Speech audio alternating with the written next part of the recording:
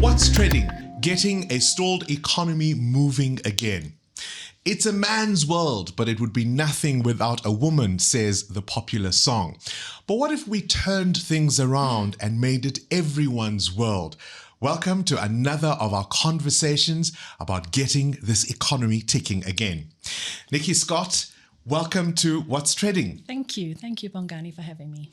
You have done something very few men certainly would dare, and that is you've brought women into what many perceive to be a man's world, when in fact it's not. You said it right. It's everyone's world. And women have been excluded, not by legislation, but by choice and by selection through procurement process, through HR processes. And so much has changed that I think the timing is right now for women to access this industry. How did you start your journey in the freight industry?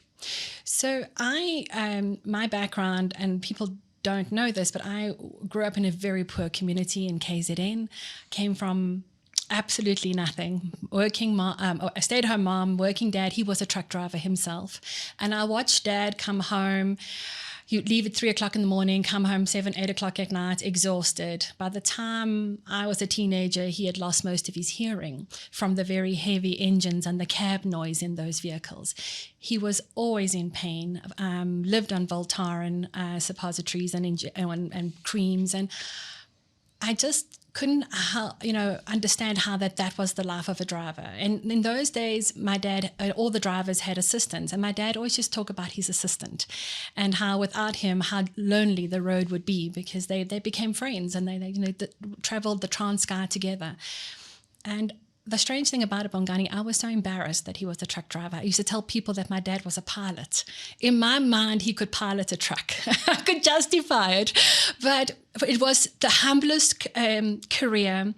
He was an honest man, and I never saw it for what it was until I started my first company at 21 in the courier industry, transporting brand new and used vehicles. So when you grew up, you thought, hey, let me try my hand at this too, in a way. Yes, well, it was again timing. It was a perfect environment, and I'd been working for a labor broker for 3 months, and I saw what they were doing, and I realized that they weren't offering the best service. Now, I'd been entrepreneurial right through school because we weren't wealthy. I had to make money every other way that I could find, and that would mean running a home industry. I sewed for money, and I think just being very entrepreneurial made it possible for me to see the opportunity in that organization I was working for. I approached Avis Rent-A-Car, who was one of the clients, and said, I know I can do this better, but this is how I'm going to do it. And they said, well, we'll give you an opportunity. They gave me a letter of intent, and I somehow managed to convince a bank manager from Nedbank to give me 20 petrol cards and an overdraft facility. I mean, at 21, I had no assets. I had nothing behind me. I didn't even go to university. And I started the business. I brought in about 100 young surfers and kids from 18-year-olds and older and varsity students. And we started moving the car rental fleet around, because in those days, the fuel price was around 3 Rand a litre.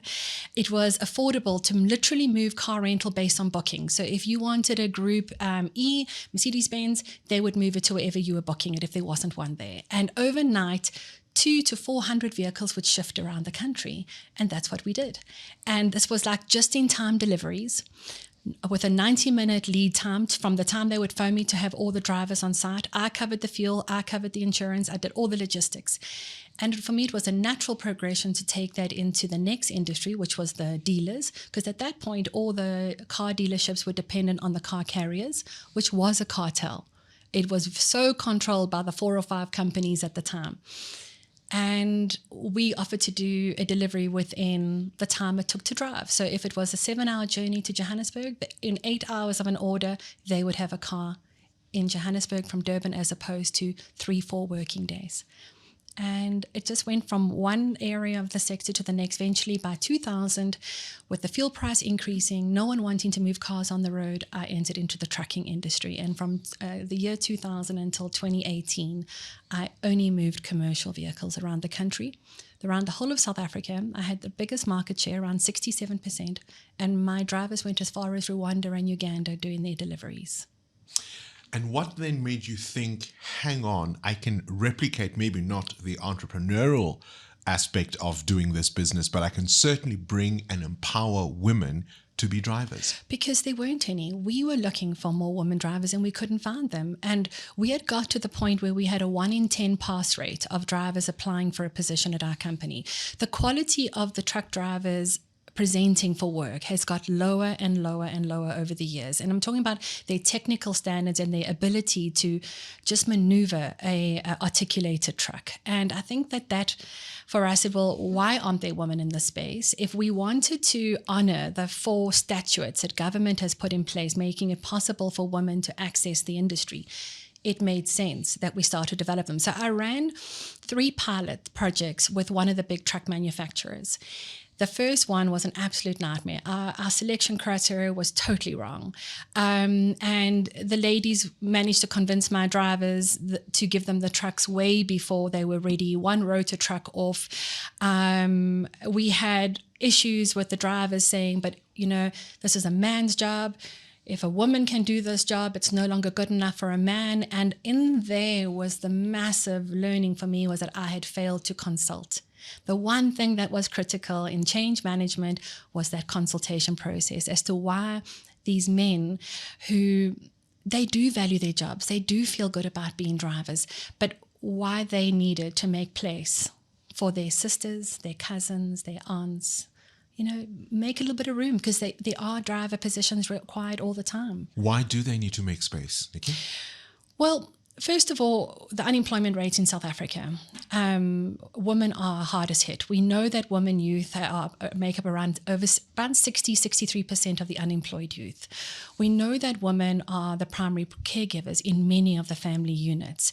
So we have to find ways to get women into industry where they can earn a decent income. Now, with a matric or a grade 11, you're going to come in at about a 4.5 or a 5,000 Rand entry-level salary if you are a cleaner, for instance.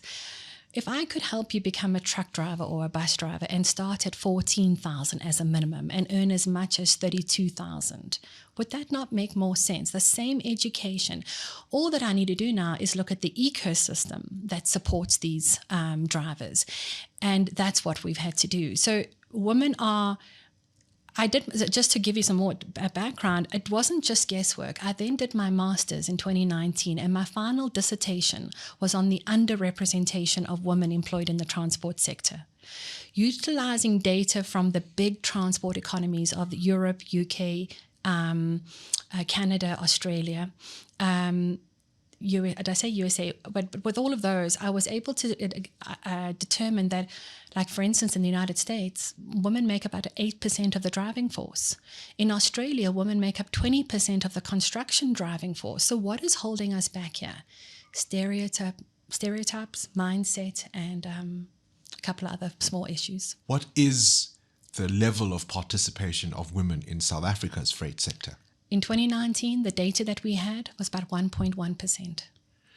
But Nikki, the argument has no doubt been thrown at you many times. It is a man's world. It was a man's world. Not anymore. In the days gone by, trucks were hard to drive. They required a tremendous amount of physical strength. The offloading and loading of a trailer required a driver to be physically strong. That's not the case anymore. Our new trucks almost drive themselves. I mean, they have all these advanced braking systems and lane controls. Our vehicles are so sophisticated that what it requires is someone to be able to pay attention behind the wheel. The offloading of the vehicle is done with automatic pallet jacks and forklifts. So what we're looking for now is what I called my dad all those years ago. It's a pilot. It's somebody that can pilot that vehicle safely from one city to another. And why shouldn't that be women? Because the data coming out of Discovery South Africa is that women make safer drivers. We know from my research and all the research that's been conducted globally that women are more risk averse, meaning that they're less likely to take risks. They're not going to stop. Unlikely, I should say, to stop and pick up a hitchhiker. So we managed to reduce, because this is where a lot of the hijackings are happening, is those individuals that are picked up on the side of the road because they're part of syndicates. We know that they are less likely to be aggressive drivers. I mean, just the nature of how women drive. Yes, I hear the comments all the time, look at every SUV in Sandton, it's got a dent on it somewhere. But I can't talk for the Sandton SUV drivers, but I can talk for female truck drivers, that they are definitely having fewer accidents than men because of the very nature of women. Less testosterone. Less likely to stop for an adult entertainment spot. Yep. They're more customer-centric. They're more likely to care about that load. So in the bus environment, for instance, one of the things that all the bus companies are always trying to measure is, what is my passenger's experience? How do I keep the passenger in my bus and not on a taxi or another commuting bus operation? It's how does the passenger feel? And women make better bus drivers. They are less aggressive on that accelerator and on the brake, allowing for a much smoother ride. You can even feel it when you go to the airport and you're going from the terminal to the aeroplane. Look next time who's driving the bus and who's forcing you backwards and forwards while you're standing on a bus, and you'll make up your own mind. So the data is out there. Women are better drivers. And they generally tend to take care of the vehicles much better. So vehicle sympathy is higher. Yes, exactly that. So all the wear and tear items on a vehicle. Now, what does all of that mean? Bottom line savings for the operator. If they can reduce fuel consumption, if they can reduce accident damage, wear and tear, fines, and the likes, we are going to save the operator money, allowing them to be more profitable. You've made the case for why we need to bring more women into this sector, but what are some of the barriers to entry for women in this sector? So it starts at home. A lot of the older women in these young women families do not believe that women belong in this industry. Culturally, it's not acceptable. With the high unemployment rate as it is at the moment, we've got women doing a job that was always done by a man while their male partners are sitting at home. This is a challenging conversation for these young women to have with their partners.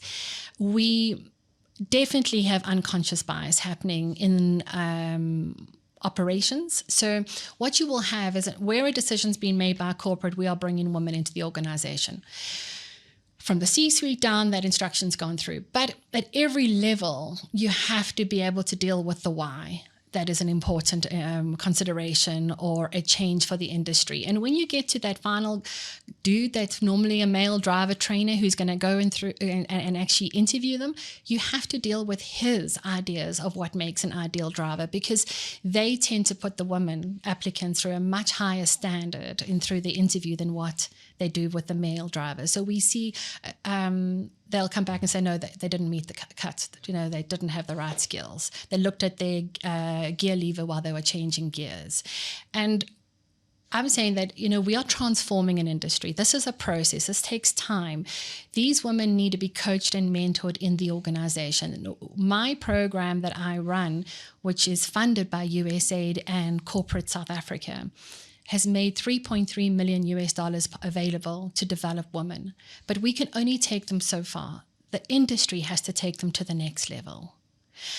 It's a growing sector with a demand for qualified drivers. So if we come back to, what are we going to deal with in terms of the barriers, I think we have to work a lot closer with organizations to understand what are the cultural issues, because each organization is different. We have to deal with the fact that there are very few truck stops that cater for women. So safety would be an issue? Yes. And what mechanisms can we put in place? Now, the safety conversation is an interesting one, Bongani, because the first thing they say to me, well, it's not safe for women on the road. Well, it's not safe for men on the road either.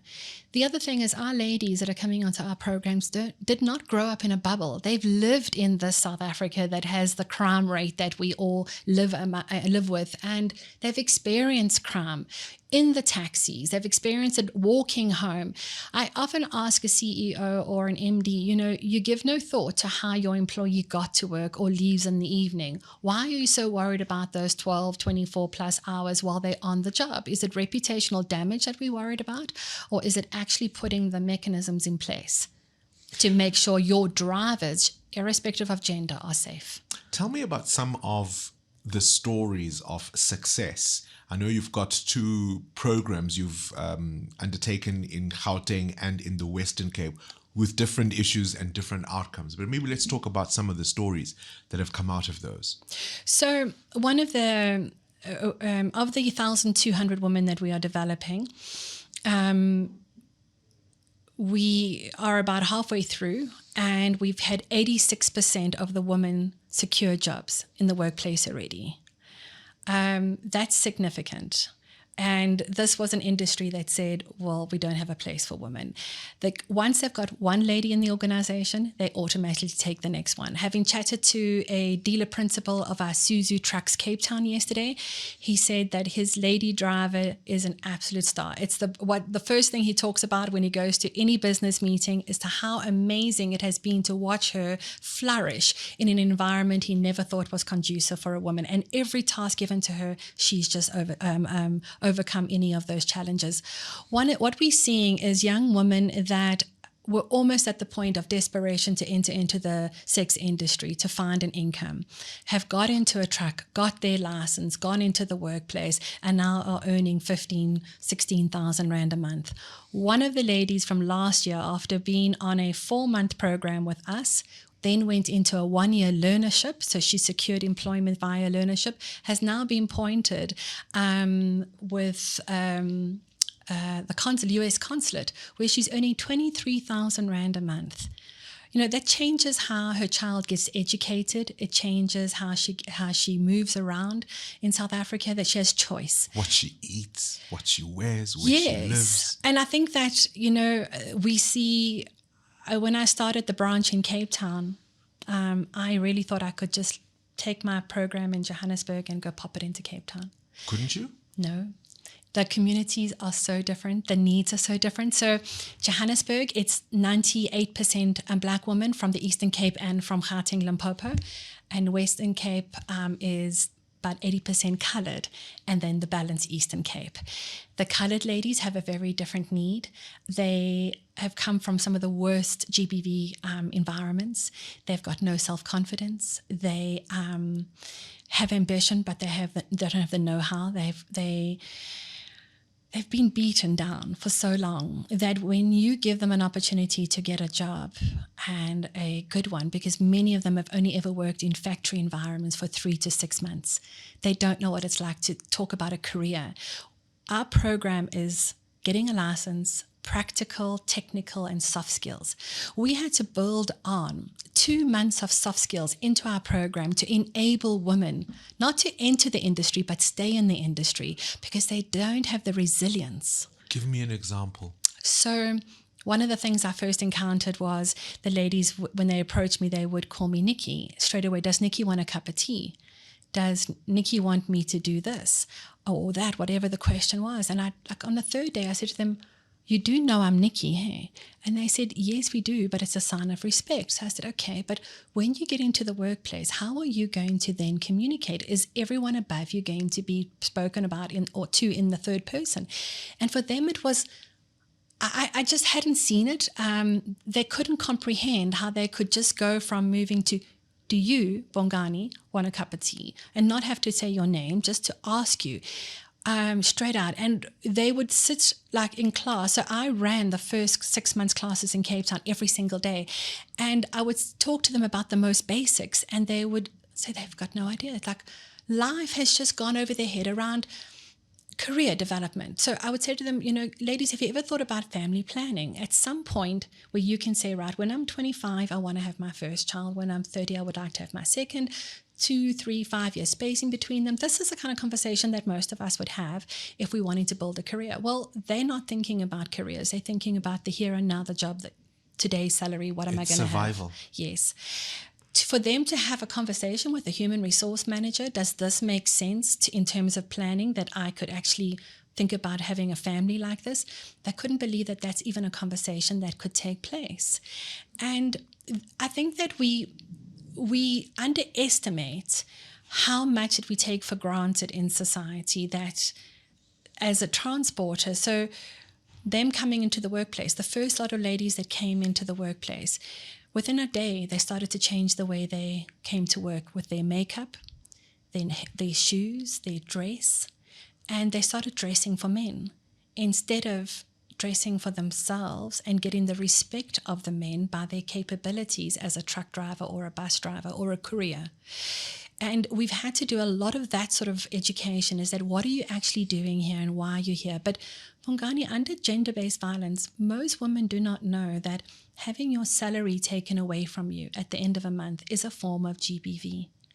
The sexual harassment that's happening on the digital social media platforms is a form of GBV, and they don't know it. So they don't know the signs and how it escalates in families. Listening to all of the incredible work you've had to do, the sensitivity with which I imagine you've had to approach these ladies from these communities, and I'm playing devil's advocate here, I could see an operator who says, hang on, I get it, Nikki, I see the business case you've outlined for getting women to be involved, but my gosh, that's a lot of work to build up somebody to the point where they can then excel. I agree with you, and I have heard that, I have seen that, but we as South African business owners have a moral obligation to start helping a generation of young people that have missed all of this development. The kind of conversations, the quality of your children growing into adults happens at the dining room table. It's the quality of the conversations around the dinner table that shapes our future minds and our leaders. Most of our young people have missed out on that opportunity. They're not having those conversations. They're not getting the work experience because of the lack of jobs that they would have had at the age of 16 onwards. So they are, if I can use the word, absolutely raw when it comes to work experience in their late 20s and early 30s even. So I would say to any organization, it is our responsibility. Let's stop throwing money just at skills, because there's a lot of that. Oh, how much do I need to spend on skills? 6% of my wage bill. Okay, BEE, whoever, consultant, find me somewhere to spend it. Target the initiatives that are actually driving occupations and not another certificate to go on to a CV. Because when these men, and as I said, it's 20% men on our programs. So when these young men and women present their CVs, they've got a certificate for almost everything, but nothing pulls together to give them a job. No one is doing enough around the workplace hosting. So our programs to develop women, so we are not only taking women that don't have a license, they might have a code 10 or a code 14, a C1 or an EC license, but they can't operate a vehicle. We're helping those individuals, and this is more in the male category, become employable because they just need a little bit of guidance and training to be developed, to become employable. Why are truck drivers spending 28 days on the road? And that's what we're seeing, 28 days before they go home. And this I discovered just a week or two. I drove from Cape Town to Johannesburg and drove back again and stopped at every truck stop on my way up and down, interviewing drivers and looking at the infrastructure and the facilities, which is one of the other things we are now doing to make it possible for women to get onto the roads. And the drivers are 18 to 28 days on the road because there's not enough capable and qualified drivers. So the only way we are not going to become a statistic like the US and the UK have, in the US right now they're running at about a 55,000 driver deficit. The EU is in such trouble with the shortage of drivers. The roads will, and our industries will come to a stop if we don't develop truck drivers. We are making it possible to do the first stage. Now, industry needs to take over from there to get these people into a working environment. Once you have, and I've heard you speak at conferences, once you have been able to lay out the case that you've just told us now, is there still resistance from operators, even when you can say these are the success stories we've achieved through our program? There is. And again, it's just when you actually sit face to face and say, tell me, where is this resistance coming from? It's normally mindset or a little bit of stereotype thinking that, I just don't see that women will have the stamina is another one that comes up. They don't have the stamina to be on the road for 16 hours a day. They do. You ask for a success story. Down in Durban, 10 women, unemployed, nothing more than a matric. A year ago, spent a year with me while we developed them as truck drivers. In December last year, Volvo Trucks gave them a truck, a rear tipper or a ready mix concrete mixer, brand new, 2.6 million. And Lafarge gave them a 5-year contract. These ladies have gone from unemployment to running their own business. And my organization will develop them for a further 3 years to have the business acumen to step out of their truck, to employ a driver and to buy a second one and start to run a business.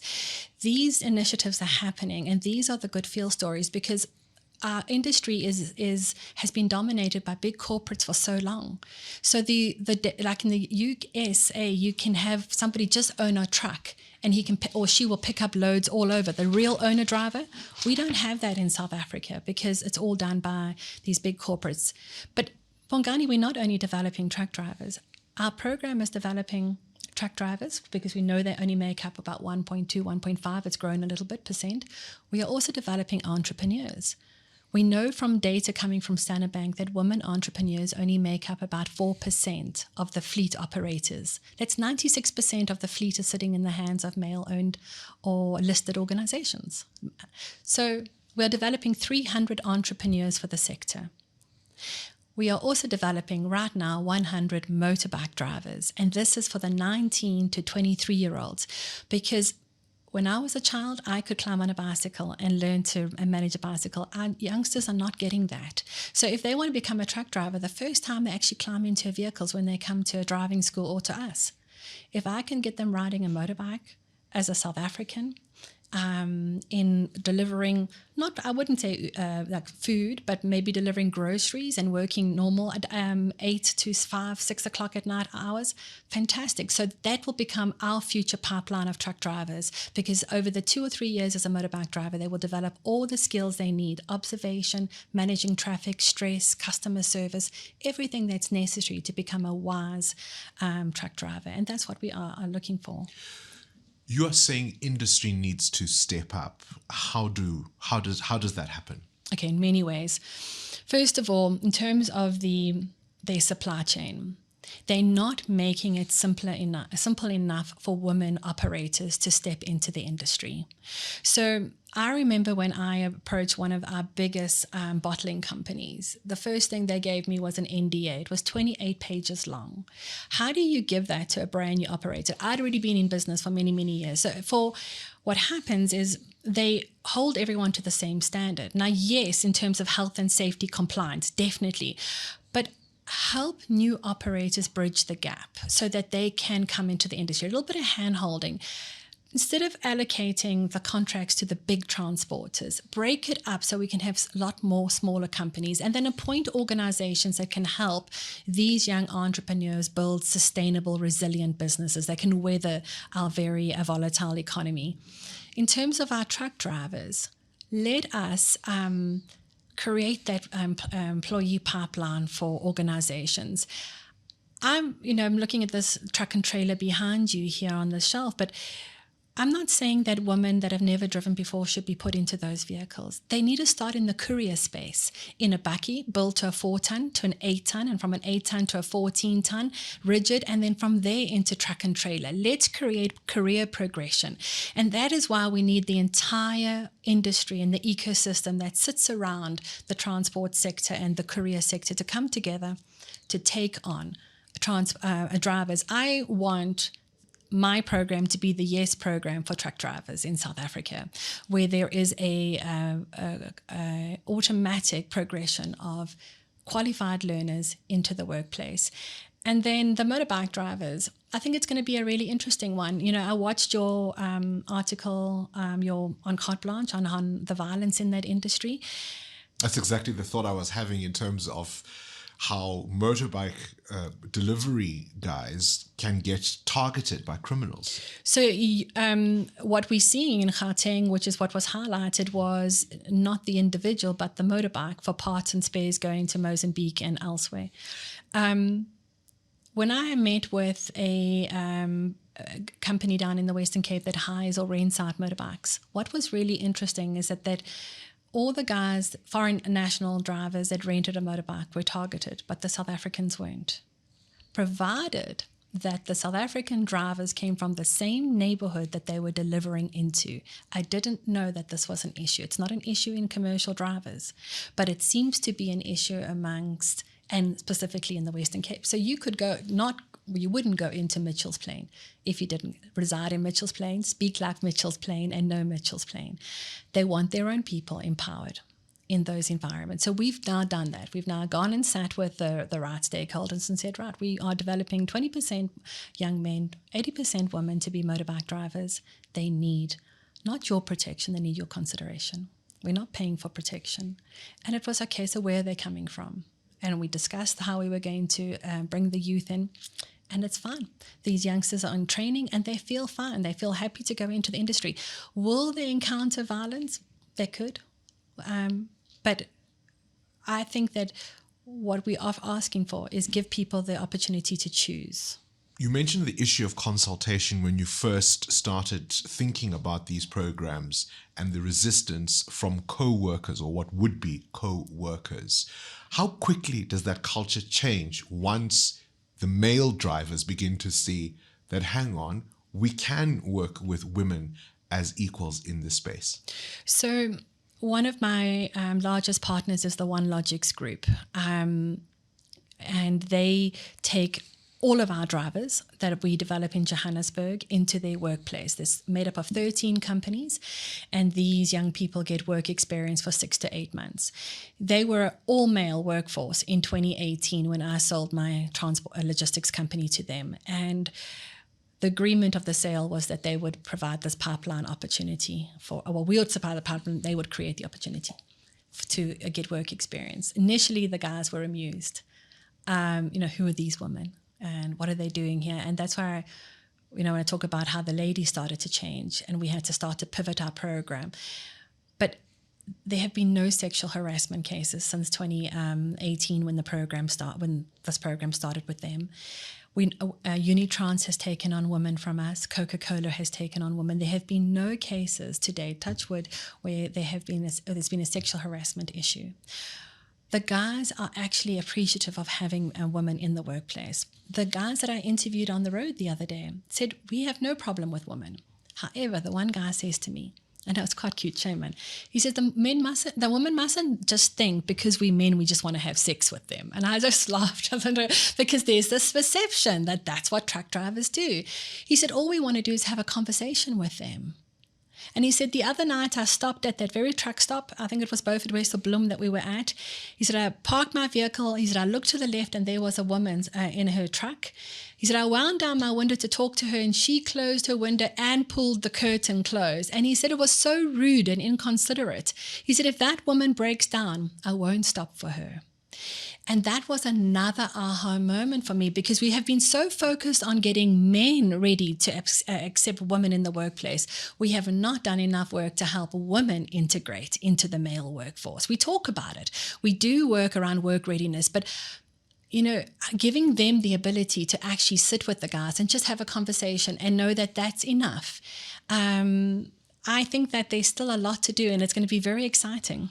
More broadly speaking, could we, from a policy-making point of view, think about specific targets, for example, that industry could start planning for to bring women to transform the industry in this way? Well, our minister spoke about this at the RFA convention a couple of weeks ago, and she mentioned that they were putting together the necessary group of individuals to charter the new BE codes for the transport sector. Up until now, it would be easier to pay a fine than to have to bring women into the organization. I remember that one of the companies we went to interview, they ran trucks between Joburg and Durban on the N3. N3, by the way, has got a lot of facilities for women. It's the N1 and the N2 that are a challenge. And they said they went through the testing. Ladies all passed their driving test. They passed their written test. He said, okay, I'll give you a call next week. I'm going to take 5 ladies from you. And he called me later that afternoon and said, Nikki, I've just come from HR, and they said they don't have policies in place for women truck drivers. I said, I don't understand. A woman truck driver is no different to a woman administrator. We all fall under the same HR policies. No, they can't take women in. He said, also, some of our depots don't even have bathroom facilities for women. We would have to put those in place. So there are resources. There's some real constraints that there isn't a bathroom at a depot. There might not be a toilet facility at some of the places where the ladies are delivering to. I would not put women into cross-border right now, not because it's not safe cross-border. It really is. It is far safer once we leave South Africa than being in South Africa. But the 20 to 50 kilometer delays at our borders, and there isn't anywhere where the ladies can go to a toilet. It's not like men. We obviously need to have proper bathrooms. It is a challenge for these ladies. So there are areas that you can't work with. But if with the BE Charter actually sets a quota system for women, I think that would be the catalyst that will change everything for women in transport. Gaze into your crystal ball 15, 20 years from now with new technologies, with safer trucks, perhaps even as we get towards autonomous vehicles. What picture do you see for diversity in the sector? Well, autonomous vehicles is a very exciting one because it doesn't exclude the driver. It now calls for a much higher educated driver, somebody that can now sit with an iPad and interact with the customer and the warehouse, can do all the planning from their vehicle while the truck moves on the main highways. But all autonomous vehicles that we are looking at needs a driver to pilot it from the time it moves into suburbia. So what we are seeing, Bongani, is with the women that we are developing currently, most of them hold a diploma or a higher education of some sort. They are already in the right position to be able to advance into the new form of driver. I don't fear autonomous. I think it's a wonderful way, but I think it's way off in South Africa. It's a wonderful progression with innovation. I got to drive the first electric vehicle the other day, pulling 40 tons. So exciting. And again, another progression, making it easier for women to be in the industry. But I do believe that if we continue with the current trajectory of training and development of women across the ecosystem, and we get safer stops, which is this association addressing the truck stop needs, we will have around 20-25% women in the industry within the next 10 to 15 years. And I really believe that's totally possible.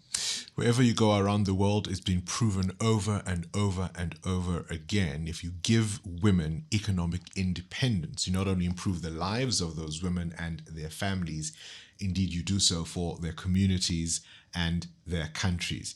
You may not have been proud of what your dad did, but I bet you he'd be so proud now. Shame. Yes, he has. My dad has since passed on, but he, I wonder if I'd had that conversation with him about women truck drivers. We never had that conversation, but my dad was probably my greatest advocate and supporter, so I'm pretty sure he would have been proud of that. I have a feeling he would too. Nikki, thank you so much for talking to us. Thank you. What's treading, getting a stalled economy moving again? And it's these conversations that are going to ignite possibilities that some of us have not even thought about. All, of course, to create a better economy and a better country for us all.